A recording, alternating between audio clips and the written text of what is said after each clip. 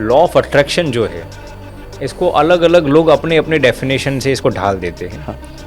लेकिन यदि spirituality wise में उसके अंदाज से अब बताओ तो एक वाक्य में बताओ तो संकल्प से सिद्धि, जिसको हम कहेंगे संकल्प से सिद्धि, फ्रॉम एफर्मेशंस टू मैनिफेस्टेशंस।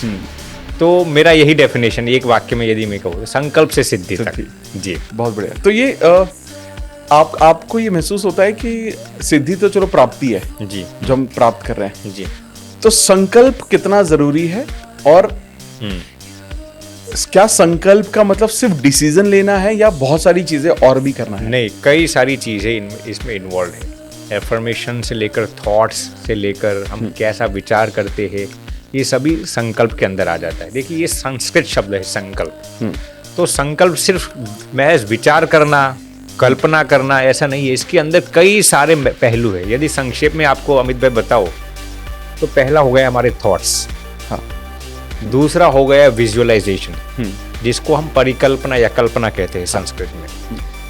तीसरा हो गया हमारा लिखना जो होता है, और चौथे हो गए हमारे वर्ड्स।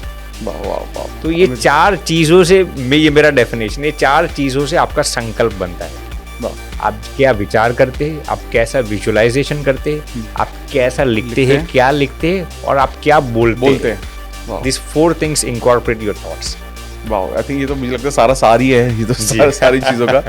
तो आज के जमाने में जब एक इंसान जब बहुत सारी डिफिकल्टी महसूस करता है जी, तो सही सोचना उसके लिए थोड़ा सा कठिन होता है जी, क्योंकि उसकी आज की परिस्थितियां थोड़ी सी मुश्किल हैं।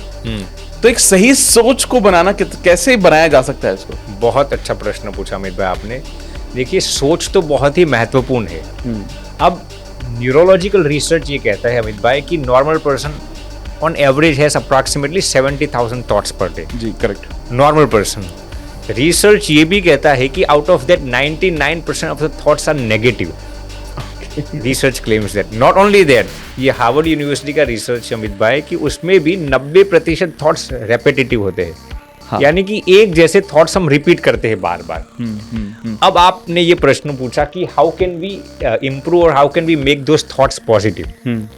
तो ये university of California at Los Angeles का रिसर्च है कि यदि आप केवल पॉजिटिव सोचते रहेंगे ना तो आपके विचार कभी पॉजिटिव नहीं होंगे। ओके। उसके लिए university of California at Los Angeles का ही रिसर्च है अमित भाई कि आप जब पॉजिटिव बोलना शुरू कर देंगे ना, ओके, वर्ड्स, पॉजिटिव वर्ड्स आप जब बोलना शुरू कर देंगे तब आपकी सोच आपको भी मालूम नहीं होगा आपको पॉजिटिव बना देगी। बहुत सही। अब इस पर मैं आपको एक छोटा सा रिसर्च एग्जांपल भी साझा करना चाहूँगा।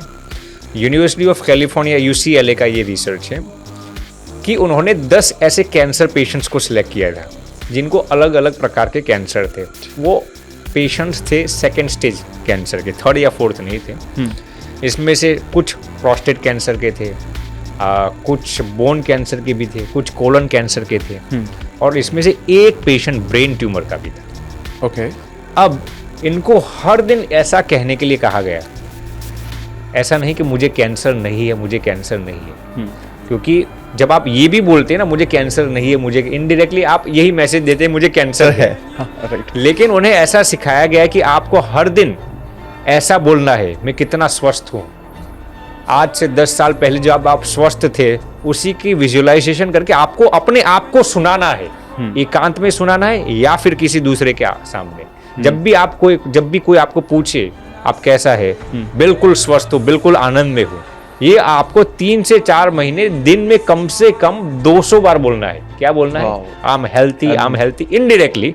ऐसा नहीं कि यही शब्द आना चाहिए, लेकिन ऐसे पॉजिटिव शब्द आपके मुख से निकलने चाहिए। आप सुनकर अचंभित हो जाएंगे अमित भाई, आउट ऑफ दोस 10 पेशेंट्स जिस पर ये रिसर्च किया गया था, उसमें से 9 पेशेंट्स कंप्लीटली रिकवर हो गए कैंसर में से। और उसमें जो एक ब्रेन ट्यूमर का पेशेंट था ना, वो भी कंप्लीटली रिकवर हो गया। मैं ये नहीं कहता मेडिकेशंस मत लीजिए, लेकिन ऐसे पॉजिटिव वर्ड्स बोलने से ये हुआ। तो ये वर्ड्स के अंदर बहुत ही ताकत है। सबसे पहले आप जो बोलते हैं वो आपके कान ही सुनेंगे ना। तो अपनी नेगेटिव सोच करने का सबसे पावरफुल तरीका रिसर्च ये कहता है कि आप पॉजिटिव वर्ड्स बयां करो। फैंटास्टिक जी, बहुत, आई थिंक ये बहुत अच्छा बोला आपने जी कि सिर्फ सोचने से कुछ नहीं होगा, उनको वर्ड्स में ले आओ। वर्ड्स में ले आओ। जैसे आप वर्ड्स में लाओगे तो वो सारी चीजें अपने और अच्छे से होने लगेगी। और नेगेटिव वर्ड्स आप बिल्कुल यूज मत करो जो भी आप बात कर रहे हो उसमें। जी, वाह, दिस इज अमेजिंग। और उसमें भी जैसे मैंने बताया अमित भाई, नेगेटिव वर्ड्स तो इस्तेमाल नहीं करना, लेकिन मैं बीमार हूं वो तो नहीं बोलना, लेकिन मैं स्वस्थ नहीं हूं वो भी नहीं बोलना। हाँ हाँ। या फिर मैंने पॉजिटिव स्टेटमेंट भी नेगेटिव तरीके से नहीं बोलनी। बिल्कुल सही है जी, बिल्कुल सही, बहुत सही, बहुत सही जी। सर।